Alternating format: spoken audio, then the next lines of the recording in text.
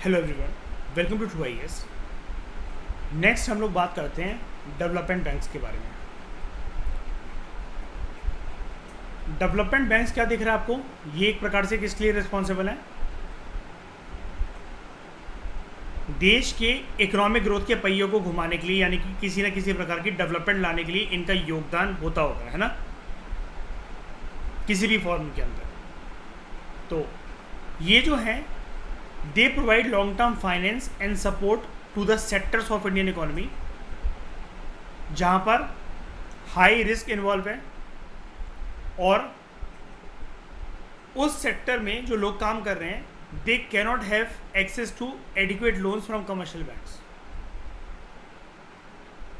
High risk sector को क्यों commercial bank loan देगा बताओ? देंगे ICICI bank, PNB, Kotak Mahindra bank, HDFC. Bank भी तो पहले ये देखता है ना कि कहाँ से लोन की रिकवरी वगैरह हो सकती है, क्या नहीं हो सकती है। लेकिन कुछ लोगों को अगर कॉन्फिडेंस है कि अगर हम इस सेक्टर के अंदर इन्वॉल्व हैं, बेसिकली ये सेक्टर भले ही हाई रिस्क वाला सेक्टर है, यहाँ पर पास परफॉर्मेंस इसकी इतनी अच्छी नहीं रही है, कोई बात नहीं। Commercial banks, scheduled commercial banks, non scheduled commercial banks अगर लोन नहीं दे रहे हैं, ये डेवलपमेंट बैंक्स उनको लोन देंगे। तो भारत के अंदर मेजर डेवलपमेंट बैंक्स इंडिया के अंदर कौन कौन से हैं, ये आपको याद रखना है सारे के सारे। NABARD, SIDBI, IFCI, Exim bank, NHB and मुद्रा बैंक। 6 डेवलपमेंट बैंक है हमारे देश में। मैंने आपको जैसा कि बताया था ना कल की क्लास में, ये इतने इजी टॉपिक्स होते हैं, बस लोग इनको पढ़ के नहीं जाते, पूरे मार्क्स मिलते हैं। अब जैसे अभी तक आपको पता था क्या श्रेया कि डेवलपमेंट बैंक क्या होते हैं, इनके 6 कैटेगरीज क्या होती हैं अलग अलग हमारे देश में। लेकिन अब आपने अगर नाम जान लिया, अब नाबार्ड को तो आप वैसे भी सुनते ही रहोगे। इकोनॉमिक्स जब आप पढ़ोगे, अभी एनसीईआरटी पढ़ेंगे हम लोग, या फिर अभी जो 5 ईयर प्लान वाला जो चैप्टर पढ़ेंगे, नाबार्ड वगैरह हर जगह आएगा। लेकिन इसके साथ साथ अब सिडबी देखो, करंट अफेयर में हमने कितना पढ़ा, कितने बार, है ना। तो अब हमें ये पता है कि नाबार्ड है, सिडबी है, वो डेवलपमेंट बैंक भी है, ठीक है। तो सबसे पहले बात करते हैं नाबार्ड की।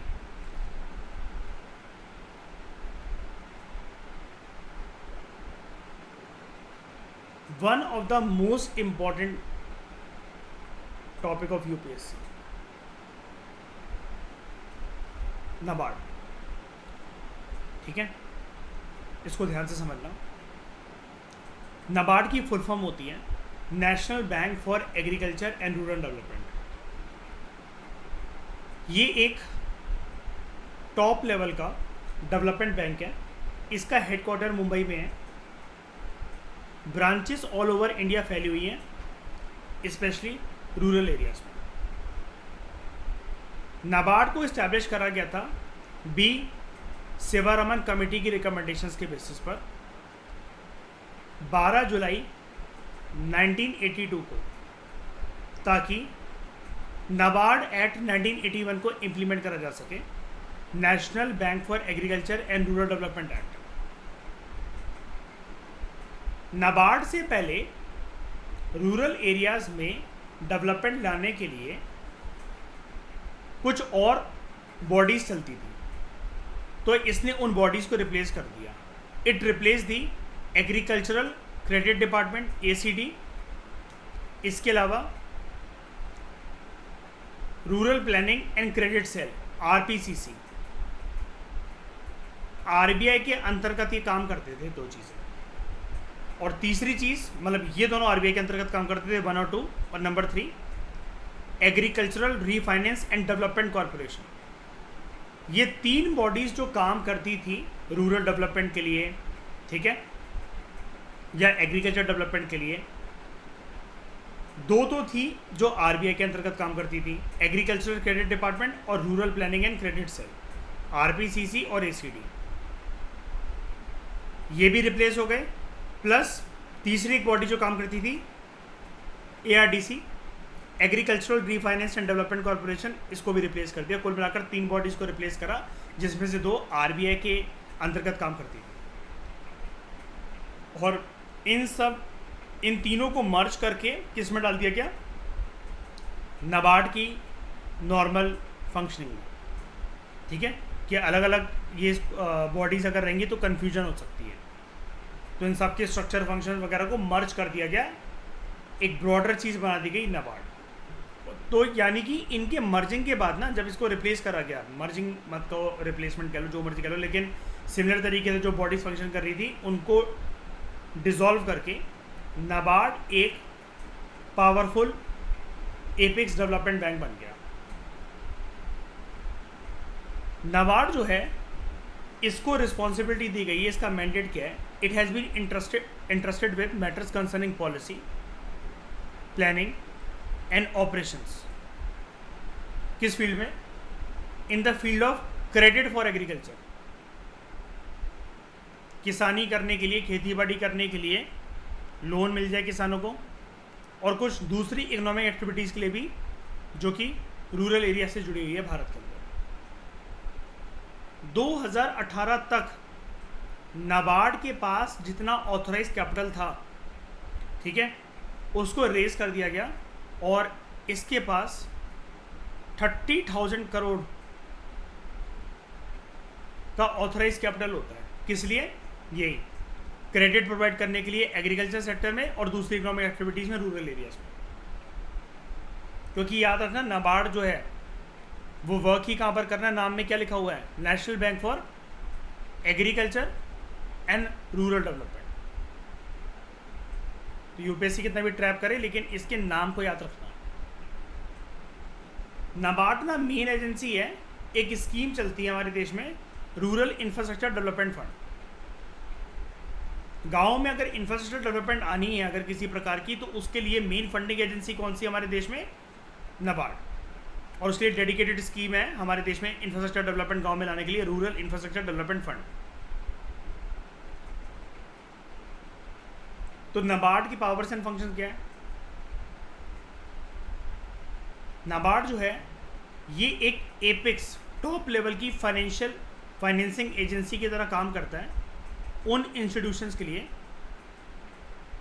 जो कि इन्वॉल्व है इन्वेस्टमेंट के अंदर एंड प्रोडक्शन के अंदर, उनको क्रेडिट देकर, ताकि वो वेरियस डेवलपमेंटल एक्टिविटीज़ को प्रमोट कर सकें रूरल एरियाज़ में। बड़ी सारी कंपनीज, इंस्टीट्यूशंस होते हैं जो गांव में डेवलपमेंट लाना चाहते हैं, सड़कें बनाना चाहते हैं, कुछ ना कुछ किसी भी प्रकार की डेवलपमेंट लाना चाहते हैं, स्ट्रीट लाइटिंग लगाना चाह रहे हैं वो, ठीक है, या फिर हैंड पम्प्स, ट्यूबवेल्स वगैरह जो भी हैं, उनके लिए एक फाइनेंसिंग एजेंसी का काम करता है नाबार्ड।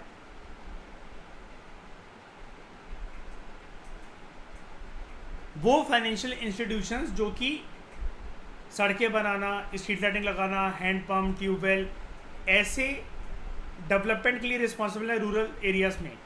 अगर उनके पास पैसों की किल्लत हो जाए तो ऐसे फाइनेंशियल इंस्टीट्यूशन को रीफाइनेंस करने का काम करता है। जैसे आपको पता है बैंक क्या काम करते हैं, लोन देने का कस्टमर को, लेकिन अगर वही बैंक फेल हो जाए तो कौन मदद करता है पीछे से? आरबीआई।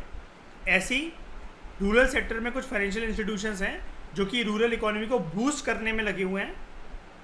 अगर उनमें फाइनेंशियल क्रंच अगर होता है तो नाबार्ड उनकी मदद करता है। क्यों करता है? क्योंकि वो फाइनेंशियल इंस्टीट्यूशंस क्रेडिट प्रोवाइड कर रहे हैं rural section of the society को, ताकि उनका वेलफेयर, उनकी डेवलपमेंट, उनका व्यवसाय चलता रहे, वो नहीं रुकना चाहिए। और नाबार्ड जो है it also supervises the regional rural banks. हमने पढ़ा था ना इसको शेड्यूल्ड कमर्शियल बैंक्स के अंतर्गत। तो नाबार्ड की जो रीफाइनेंसिंग फैसिलिटी है, ये जो रीफाइनेंस कर रहा है कि दोबारा पैसा इन्फ्यूज़ कर रहा है, मदद कर रहा है फाइनेंशियल इंस्टीट्यूशंस की, नाबार्ड की जो रीफाइनेंस फैसिलिटी है, इट इज़ अवेलेबल टू किस किस के लिए? State cooperative agriculture and rural development banks, state cooperative banks, regional rural banks, कुछ ऐसे कमर्शियल बैंक्स और कुछ ऐसे फाइनेंशियल इंस्टीट्यूशंस, याद रखना सारे नहीं, सारे कमर्शियल बैंक्स या सारे फाइनेंशियल इंस्टीट्यूशंस नहीं, सिर्फ वो which are approved by RBI कि हाँ आप इनको रीफाइनेंस फैसिलिटी दे सकते हो। अगर इनके पास पैसों की किल्लत है, अच्छे से फंक्शन नहीं कर पा रहे हैं, you can infuse money into them. 2019 में आरबीआई ने एक स्टेप लिया, जितने आरबीआई के स्टेक्स थे, शेयर्स थे नाबार्ड के अंदर, मतलब कुछ मालिकाना हक था, आरबीआई ने इसको पूरा का पूरा बेच डाला गवर्नमेंट ऑफ इंडिया को, भारत की सरकार को दे दिया। अभी तक नाबार्ड को हल्का फुल्का इसकी वजह से, शेयर होल्डिंग की वजह से रेगुलेट कर भी लेता था आरबीआई। 2019 में अब नाबार्ड जो है it is fully own by the government of India, क्योंकि अब बिल्कुल भी स्टेक्स नहीं है आरबीआई के नाबार्ड में। उसने वो सारे के सारे जो भी इसके साथ एसोसिएटेड सिक्योरिटीज़ थी, शेयर्स थी, जिसकी वजह से आरबीआई कुछ हद तक कंट्रोल कर पा रहा था, या ओवरऑल कंट्रोल कर पा रहा था, कितना भी अमाउंट का, कितने भी परसेंटेज का कंट्रोल कर पा रहा उसको, नाबार्ड को। अब सारा का सारा आरबीआई से स्टेप बैक कर गया, और भारत की सरकार जो है वो देखती है नाबार्ड को। ठीक है, मुझे बताओ ऐसा क्यों करा गया होगा?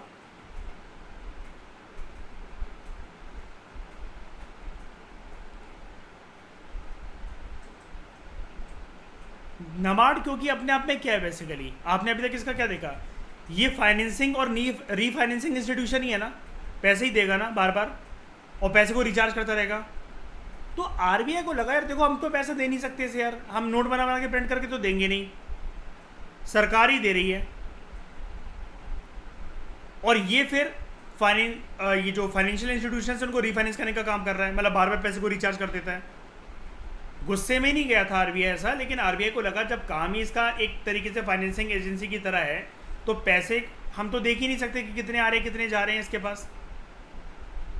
वो अलग बात है कि देखो कंट्रोल करना चाहता तो कर सकता था, लेकिन बस वो पीछे खिसक गया कि भारत की सरकार इसको सही तरीके से संभाल रही है।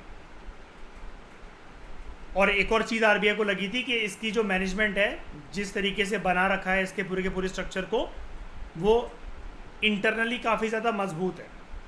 अगर लगेगा कल को आरबीआई को, तो करना क्या है, सरकार ने एक अमेंडमेंट कर देनी है इसके लिए और आरबीआई को राइट दे देना है ना।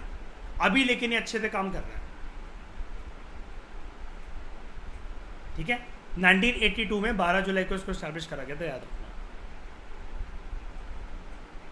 फिर बात करते हैं सिडबी के बारे में। करंट अफेयर में देखा था हमने लास्ट मंथ इसको, है ना, small industries development bank of India, SIDBI को सेटअप करा गया था 1990 में as an independent financial institution,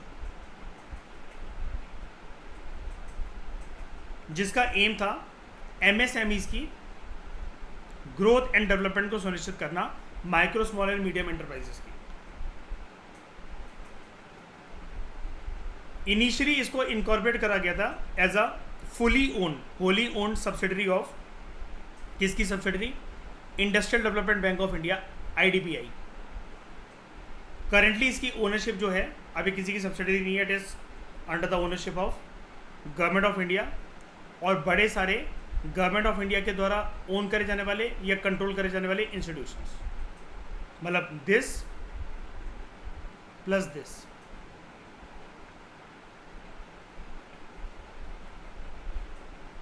पहले आईडीबीआई के अंतर्गत काम करता था ये। इसकी शुरुआत हुई थी, जो इसका मैंडेट था, जो इसका काम था, it also work as a refinancing agency to the banks. जैसे नाबार्ड क्या करता है, वो रीफाइनेंसिंग एजेंसी है, किसके लिए? फाइनेंशियल इंस्टीट्यूशंस के लिए। ठीक है, जो कि फाइनेंस करते हैं रूरल सेक्टर में। ये भी कुछ इसी प्रकार का इसकी शुरुआत हुई थी, beginning as a refinancing agency to the banks और स्टेट लेवल फाइनेंशियल इंस्टीट्यूशंस को, ताकि क्रेडिट मिल सके स्मॉल स्केल इंडस्ट्रीज़ को। अब इसकी एक्टिविटीज़ धीरे धीरे करते करते एक्सपेंड हो गई, which include direct credit to micro small और medium enterprises, small and medium enterprises. SIDBI का हेडक्वार्टर कहाँ है? लखनऊ, यूपी में, उत्तर प्रदेश में। एमएसएमई सेक्टर की डेवलपमेंट को प्रमोट करने के लिए और उनको बढ़ावा देने के लिए सिडबी एक क्रेडिट प्लस अप्रोच अडॉप्ट करता है। इस अप्रोच के अंतर्गत क्या करता है सिडबी? क्रेडिट तो देता ही है, लेकिन यहाँ पर क्या लिखा हुआ है? Credit plus. पैसा तो देगा, पैसे से सपोर्ट करेगा, लोन वगैरह से सपोर्ट करेगा।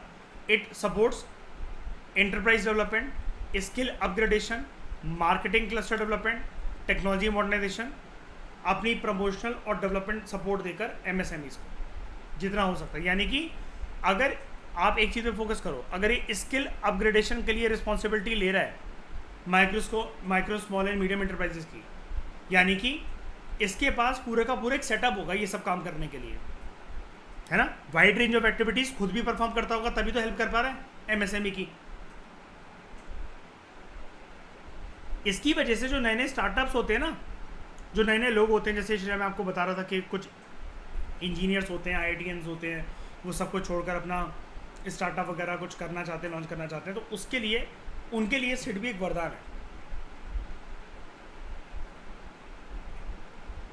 ठीक है। उसके बाद हम बात करते हैं industrial finance corporation of India की। Industrial finance corporation of India, इसको सेटअप करा गया था 1948 में as industrial finance corporation of India. It was a statutory corporation. अब ये स्टैट्यूटरी कॉरपोरेशन था, तो यानी कि कैसे आया होगा? थ्रू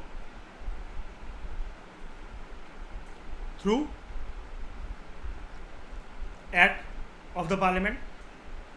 तो industrial finance corporation of India act 1948 के अंतर्गत जो था, इट वॉज सेटअप। इसका काम क्या था? To provide medium and long term finance to industry, industrial sector. IFCI एक पब्लिक लिमिटेड कंपनी बनी 1993 में, जब इसका रजिस्ट्रेशन हुआ अंडर कंपनीज एक्ट 1956, ठीक है, याद रखना। एक्ट के थ्रू फॉर्म हुआ था 1948 में, लॉन्ग टर्म फाइनेंस देने के लिए इंडस्ट्री को, industrial finance corporation of India. बाद में it was registered as a public limited company. IFCI is also a systematically important non-deposit taking non-banking financial company. Don't worry, बिल्कुल कंफ्यूज मत होना। Non banking financial company और उसके अलग अलग प्रकार क्या होते हैं, ये आगे चलकर हमारा टॉपिक है NBFCs। हाँ, ये रहा, इसमें आपको सब कुछ समझ में आ जाएगा इसके बारे में, कितना लंबा नाम इसका क्यों लिखा हुआ है। इसकी रजिस्ट्रेशन को समझो। सिस्टम ये एक, जब ये रजिस्टर हुआ as a public limited company 1993 में अंडर द कंपनीज एक्ट 1956, तो ये एक RBI के पास रजिस्टर्ड है as systematically important non deposit taking. Deposit लेता है, इसका मतलब क्या लिखा हुआ है? Non deposit taking non banking financial company. RBI के पास इसका रजिस्ट्रेशन इस प्रकार से हो रखा है, NBFC NDSI। Non banking financial company है, नॉन डिपॉजिट टेकिंग कंपनी है, ठीक है, और सिस्टमेटिकली इम्पोर्टेंट वो है एंटिटी है। और ये भी मैं आपको बताऊंगा, ये सिस्टमेटिकली इम्पोर्टेंट एंटिटीज़ और सिस्टमेटिकली इम्पोर्टेंट बैंक्स कौन कौन से होते हैं, इनको पता है हम लोग क्या कहते हैं। इसका मतलब होता है सिस्टमेटिकली इंपॉर्टेंट। मैं आपको एक टर्म बता देता हूँ, हमेशा के लिए आपको याद रहेगा।